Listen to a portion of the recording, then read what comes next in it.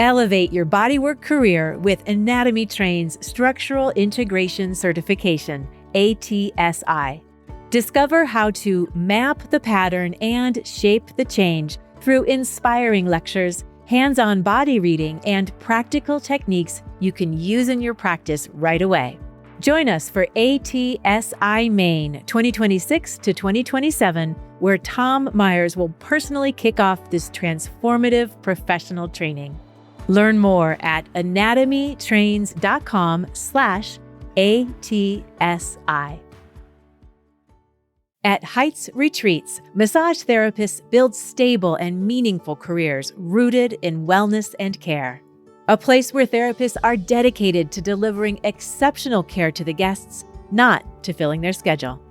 Heights Retreats care deeply about their therapists, our profession, and wellness itself. Grow with Heights as they evolve into a wellness-driven future. Visit heightswellnessretreat.com for more information.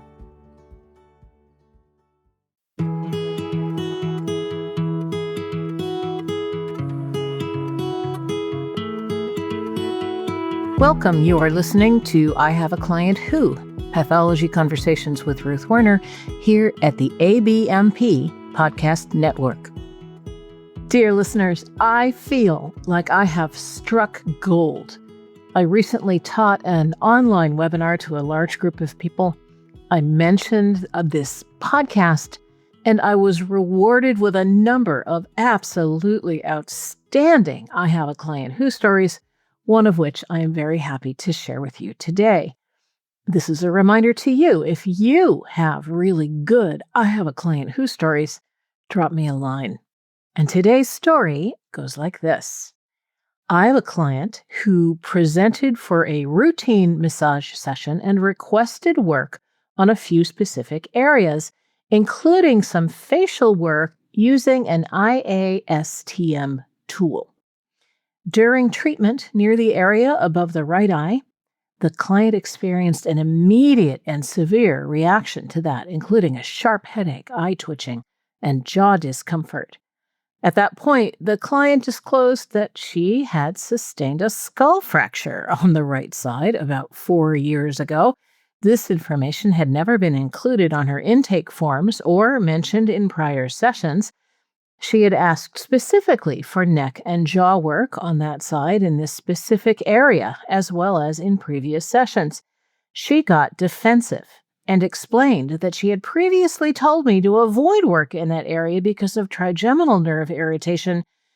The way it had been communicated, combined with subsequent requests for precisely that area, made it sound like that was a temporary sensitivity rather than a permanent or long-term concern. The fracture itself had never been communicated. Once the history of skull fracture was disclosed and the symptoms appeared, I stopped working in that area. I redirected the session to other regions that the client had requested, including her back, arms, and lower legs. I also reduced pressure and stayed within techniques that were well tolerated. After the session, she paid and left quickly due to her impending migraine. I followed up by email with the client to explain that until medical clearance is obtained, I would not be working on the right periorbital region, temple, jaw, or the right side of the neck, because those structures could potentially influence the area affected by the prior fracture and the symptoms that she had experienced. After taking your class, by the way, this was a class on doctor's notes, our contributor says, I see better ways to phrase that email, but I don't believe that my actions would change. All right, this is Ruth. I'm going to interject here for just a moment. This is not another episode about why getting a doctor's clearance doesn't help you the way you think it will. So I'll just leave that there for now. Our contributor goes on to say, my questions center around how best to manage situations where significant medical history is disclosed mid-session that clearly affects treatment safety and clinical decision-making. Specifically, how cautious should we be with cranial or cervical work after a remote skull fracture? My initial post-session research says it's unusual to have a severe pain reaction after such a long period, that the bone should have healed thoroughly by now. I recommended that she consult with a neurologist to ensure that massage would not be exacerbating the issue. And secondly, how do you approach conversations with clients when newly disclosed history changes the scope of what you feel comfortable treating? My initial emotional responses are fear that I have accidentally hurt someone, and anger that they have set me up to fail but not disclosing something so important, and frustration at the ignorance of people in general. Right, so this story is less about a specific pathology, although we can talk about skull fractures for a bit. Really, the focus of this story is much broader, isn't it? It's about communication and client management and a natural kind of frustration that we feel when things don't go the way that they obviously should go. Before we continue, I want to voice my very deep appreciation for this contributor who has shared something that might prompt some certain kinds of reactions or judgments from others. So let's start here. A client presented for a routine massage session and requested work on a few specific areas, including some facial work using an IASTM tool. IASTM, Instrument-Assisted Soft Tissue Mobilization.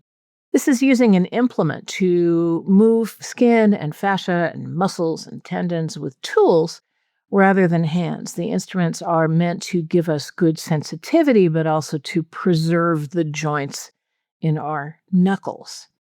So I looked up information on using ISTAM on the face, and I found several reputable reports listing benefits, including things like improved microcirculation, and several cautions like skin hypersensitivity or any kind of rash, any sores or risk for infection, any blood clotting problems, endangerment sites like the eyes or places where the nerves might be entrapped, say over the top of the orbit, and specifically any unstable or unhealed bone fractures. That's on the list of contraindications from the document from the International Expert Consensus on Instrument-Assisted Soft Tissue Mobilization Precautions and Contraindications. One of the authors on this study was Robert Schleip, and his name will be familiar to people who are interested in the science of fascia and massage. Physiopedia, another really good resource, describes IASTM in this way. They say, this is a quote, "Instruments effectively break down fascial restrictions and scar tissue." The ergonomic design of these instruments provides the clinician with the ability to locate restrictions and allows the clinician to treat the affected area with the appropriate amount of pressure. The introduction of controlled microtrauma to affect soft tissue structure causes the stimulation of local inflammatory response. Microtrauma initiates reabsorption of inappropriate fibrosis or excessive scar tissue and facilitates a cascade of healing activities, resulting in remodeling of affected soft tissue structures.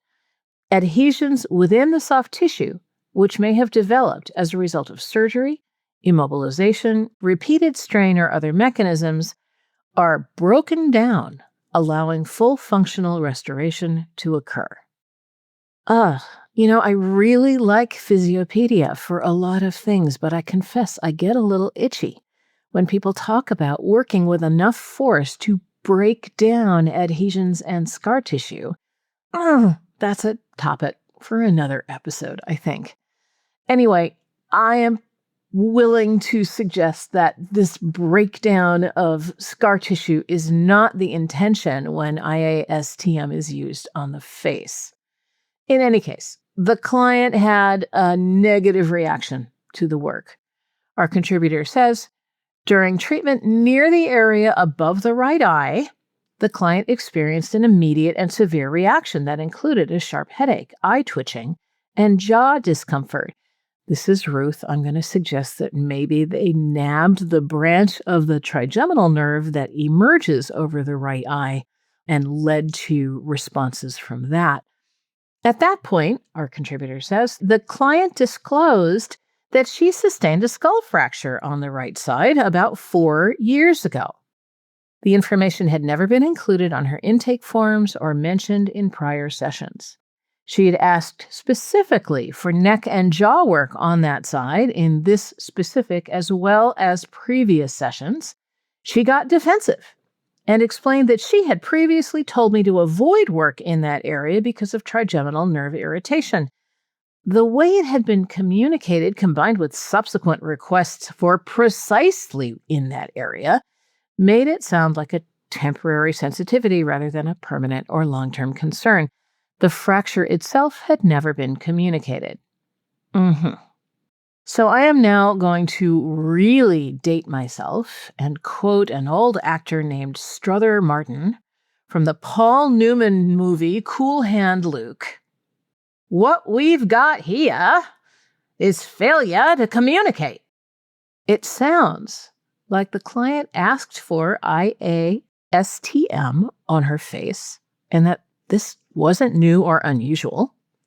The therapist complied. The client had pain, a lot of pain. Sounds like she got upset. Said she'd previously asked for those areas to be avoided because of trigeminal sensitivity. She also disclosed at this time a history of skull fracture, something that had never shown up before on any of her communications. The therapist was confused because, to their understanding, this is the kind of work that has been successfully done in the past. Now the client disagrees, plus reveals something that seems extremely relevant, this history of a broken bone. It's a tangle. There are a few important unknowns in this story. I am really curious about this medical history. If the fracture was a facial bone or something in the cranium, that makes a big difference. Facial fractures are going to be more delicate and may lead to more long-term kinds of nerve sensitivity. Skull fractures, according to Cleveland Clinic, typically stabilize and heal within a few weeks to a few months, but they can be associated with other problems like traumatic brain injury and concussion and internal bleeding and other kinds of complications as well. I actually recently wrote an article on head injuries for Massage and Bodywork, so I will be sure to include that in our show notes. But because this client had never communicated this history before, it seems reasonable to suppose that her skull fracture had not been creating ongoing problems. More to the point is her immediate negative reaction to this instrument-assisted soft tissue manipulation and the fact that she knew that she was going to have a migraine. My heart just goes out to her because I can see how this would lead her to look for reasons why this might have happened, regardless of whether that was actually the way things went. Our contributor asks, how cautious should we be with cranial or cervical work after a remote skull fracture? Because my initial post-session research says that it would be unusual to have severe pain after such a long period. The bones should have healed by now. I recommended that she consult with a neurologist to ensure that massage would not be exacerbating the issue. Well, listeners, that's my conclusion as well, but it may be that she occasionally has pain that she associates with this history. And if the instrument had caught at the edge of her trigeminal nerve at the supraorbital foramen, that could have really started something up. Even if the bones have healed, other injuries can linger.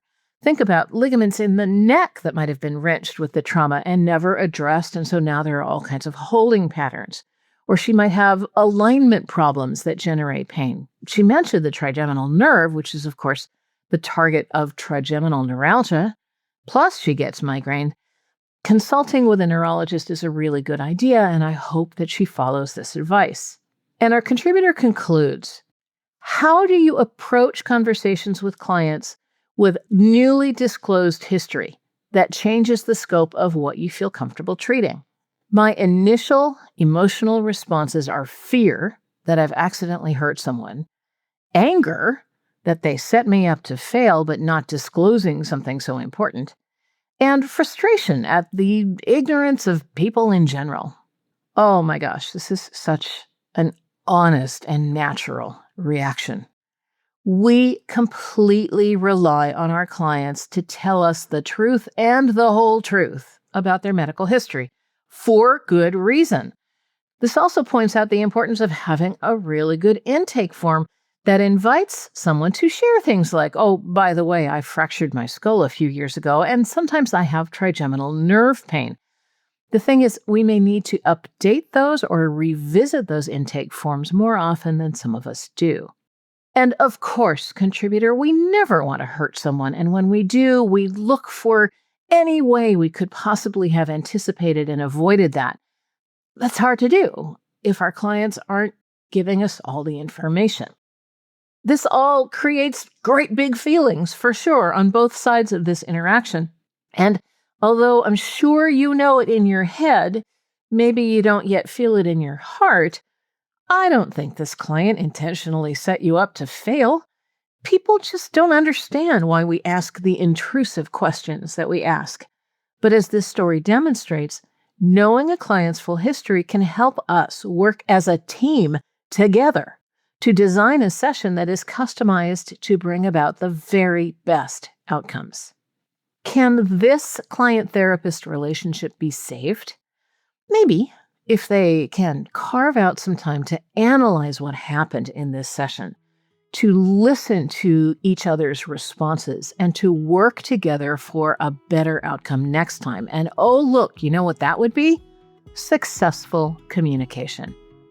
Maybe that's in the cards for this couple, who knows? But that's a good goal for most of our relationships, isn't it?